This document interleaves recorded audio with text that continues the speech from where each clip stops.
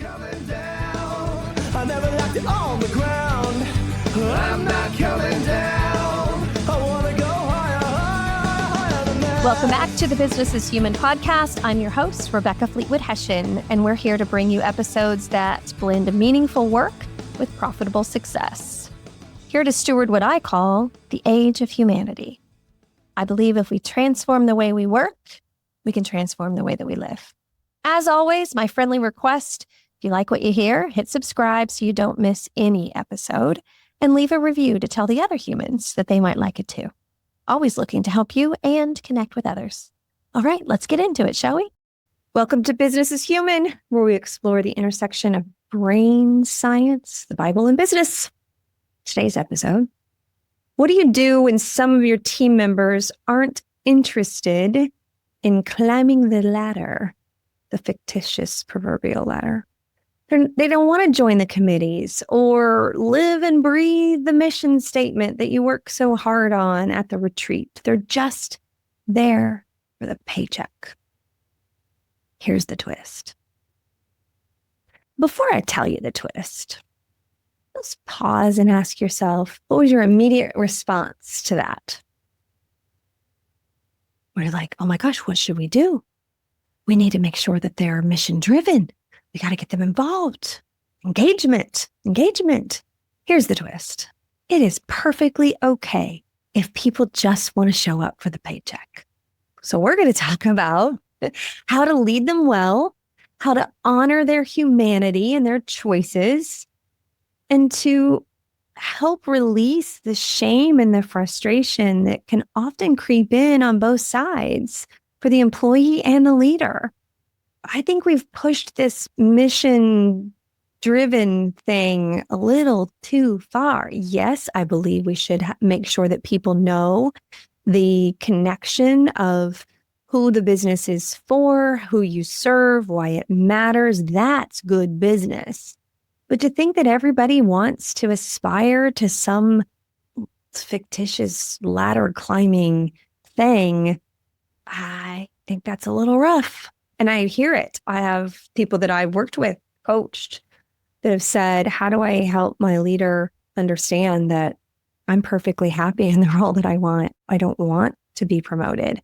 And they think that something's wrong with me. Or worse yet, it's when it's a woman who has children and they think it's because they can't hack it as a mom. And so there's this feeling of they're not as good because they don't want to climb the ladder. And y'all, that gets me fired all the way up. But it also happens with men too, where maybe they've got this like creative side hustle endeavor that they love. Maybe they're writing music or doing art or doing something that it doesn't make enough money right now, or maybe it never will. They don't want it to be their main vocation. And so they need the paycheck to pay the bills, but it pays the bills so they can go do the thing they really love. There's not a dang thing wrong with that, y'all.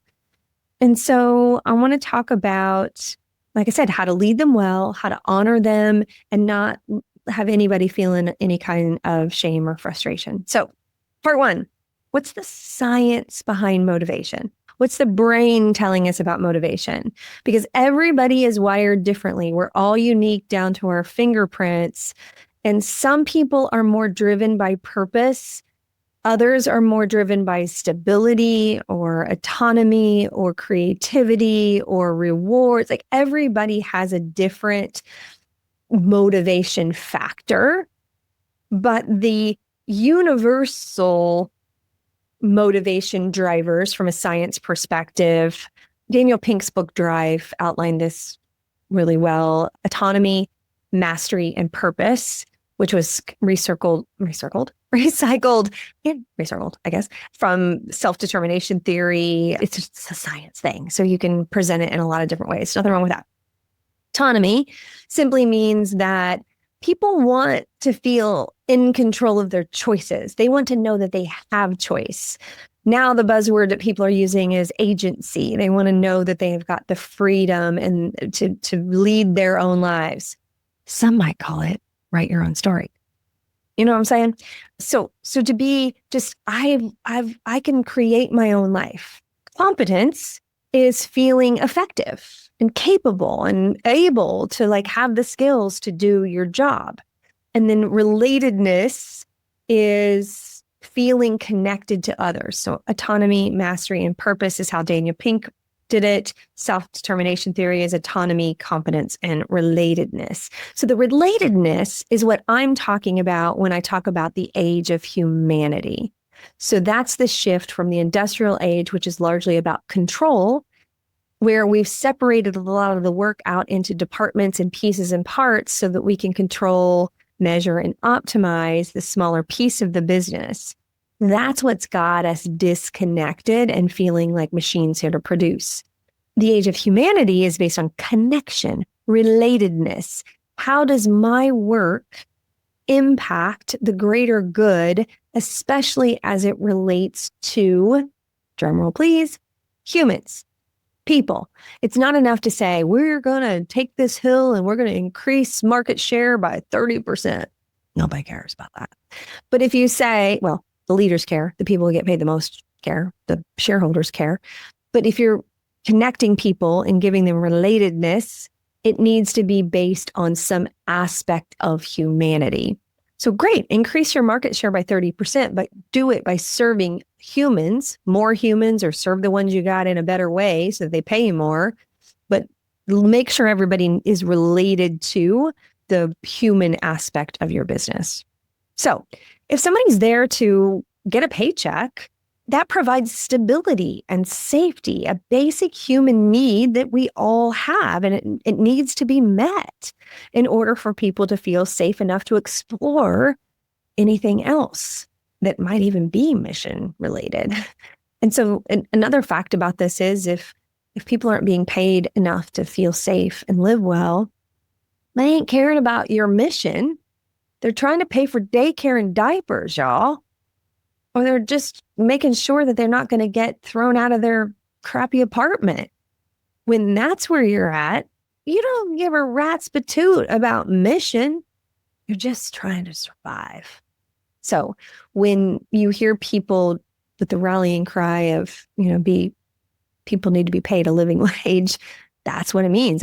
You've got to have enough safety and security that I can access other parts of my brain because I'm not afraid all the time. If someone is paycheck driven, their nervous system might just be seeking that safety so that they can feel okay. And so it's not about they're not inspired. So don't judge people that you think aren't inspired. You may not know them well enough to know their situation. And that's also part of the relatedness problem. Because if nobody in the business is really connected to know them and their story, then shame on you for thinking that you've got judgment on people that you don't know. Because if that's the case, you probably also have not created an environment that's safe enough that that person feels that they can share what's going on with them for you to know them. And so there's a whole lot involved in what it means to be truly connected. But I can tell you one thing, for sure, shaming anyone for any of that, or believing the way that you see the world in the business is the way that everybody should see the world in the business, that reduces engagement. I hate the word engagement. Talk about that another day. I haven't fleshed it all out to figure out how I'm going to talk about it yet. It's just in my bones. It bothers me because it feels like a trap. I'm going to engage you, like open the gate and put him in there and then shut it really fast. I don't know. It doesn't feel like choice and agency and freedom. But back to the original point. We have to recognize that we are all unique down to our fingerprints on purpose for a purpose, and expecting people to be like you means there should maybe be some reflection time for you to ask yourself why that is. No shame or shade. We all have opportunities in our lives. I, for a long time, couldn't understand why people didn't see things the way I saw them. I'm not judging you. I'm saying this is part of and this is another term I don't love, part of doing the work. It's part of observing yourself to ask yourself if this is serving you and others in a beautiful way. Kind of in a mood today, can you tell? But the truth is that the amygdala, your fear center, is activated when people feel judged, pressured, or devalued. When leaders provide psychological safety and choice, the prefrontal cortex then is able to engage. And that is where people can access problem solving, creativity, and ownership. So if you've got a group of employees, frontline employees that aren't engaging to help solve business problems, like a lot of times you'll hear about this in the factory. There's a problem on the line. Why aren't the people working on the line given ideas on how to fix it or improve it? Well, if they're not being paid enough, they're on the line worried about if they can make rent. And so they're not paying any attention to the way that the line is running. They're just doing what they can do to get by so they can get their little tiny paycheck and figure out how they're going to make the rest of the money to buy food. I mean, that's a dramatic example, but that's real. And as expensive as everything has been for the last few years, people making six figures are still struggling to pay the bills. So this is not about $15 an hour person. This is, you have executives that are trying to figure out how to pay for stuff because they'd built a lifestyle based on an economy that didn't exist for the last few years. And so anytime we're feeling afraid about our basic human needs, and anytime we're doing something as leaders that cause people to feel some kind of way, that causes fear, you're not going to get mission-driven people because they've got to take care of themselves first before they can really connect and help you. Okay, let's move on to a new aspect of this. This part is the big part. You ready? Without requiring them to prove it by joining some committee or wanting to be a part of some development program or get into the leadership track. Anytime you want someone to prove themselves, that's fear-inducing to that person because you have questioned their identity, their worth, their value as a human by the way that they live their life, by thinking that they should want more or they should want what you want them to do. And then you've created disconnection, not connection, because you know what that says? You're trying to control them. And anytime someone's trying to be controlled, they are naturally in their subconscious going to fight that. And it's going to trigger that amygdala fight, flight mode. Like, I don't want to be controlled. It's not easy. Everybody's different. And as a leader, sometimes, not sometimes, all the time, that makes our jobs hard because we'd like to just throw out a strategy that's going to fit for everybody. And that just isn't real. So how do you lead well when someone's not interested in the other stuff, the extra stuff? Well, clarify expectations and respect the boundaries. Make sure that they know what's expected in their role and what isn't. So be really clear. And if it's not expected for their role and they don't want to aspire to doing the other things, you got to be okay with that. So avoid, the term voluntelling. So instead of volunteering, you tell them what they're supposed to choose to do. Some people are just happy doing their job well. Don't guilt trip them for not going above and beyond. Please, please, please, please, please. Because if they can feel safe by just doing a good job in their job, they're going to do a better job, which is in turn going to give you a better outcome as a leader. Then focus your time and attention on the people who don't want the extras.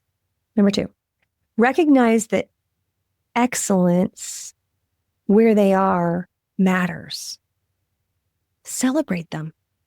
Celebrate the employees who consistently show up, hit their goals, and don't cause drama and trouble. For the love of everything holy, don't we wish we had more of them? But you know why we don't have a lot of them? Because we don't reward and celebrate them enough. We're too busy looking for who's signing up for the thing. Not everyone is meant to or wants to move up. Some are the backbone of consistency. And that is holy work. That is a beautiful thing and does not deserve shame and judgment. Like that gets me emotional because I've talked to those people who say, I wish I could just show up and do a good job and know that that was enough. And for the love, it should be. Number 3, don't assume that they're disengaged. Being just there for the money doesn't mean they aren't committed. Doesn't mean that they don't want to do a good job in the job that they're in. If they're doing their work with integrity, that's engagement. Stop expecting every employee to be the culture ambassador. Some are going to be great. Love them too. Love them because they are. But don't expect everybody to be. Number 4, honor their humanity. Engage with them. Ask about their life outside of work. Ask what's going on with that side hustle. Ask how their music's doing on Spotify. Ask how their art show went.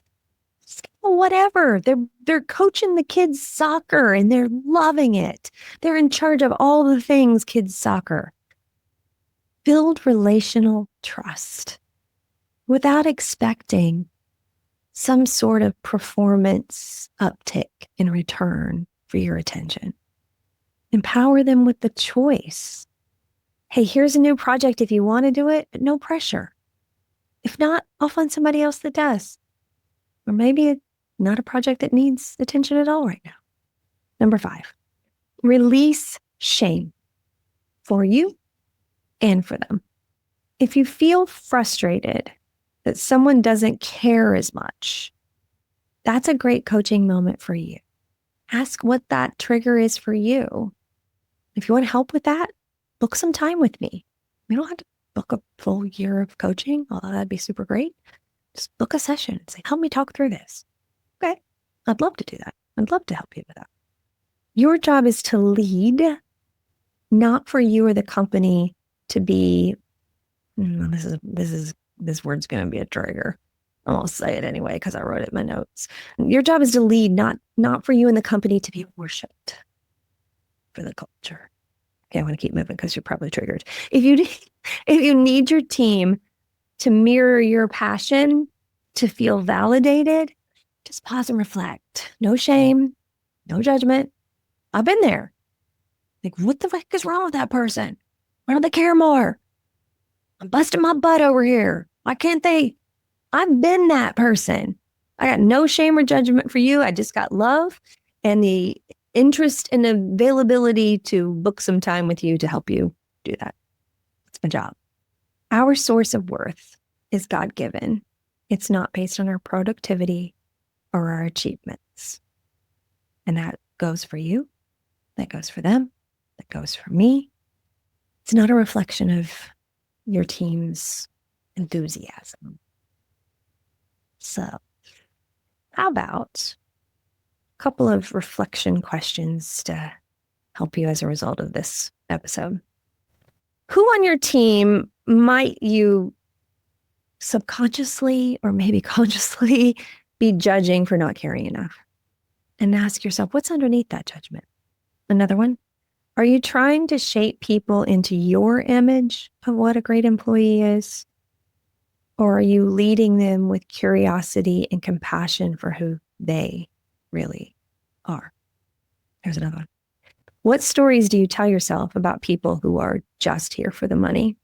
And can you flip the script on that story? See it differently so that you can do things differently. So maybe pick an employee that you felt frustrated with. Here's your challenge for the week. Pick an employee that you felt frustrated with, and then go have a conversation that really honors them.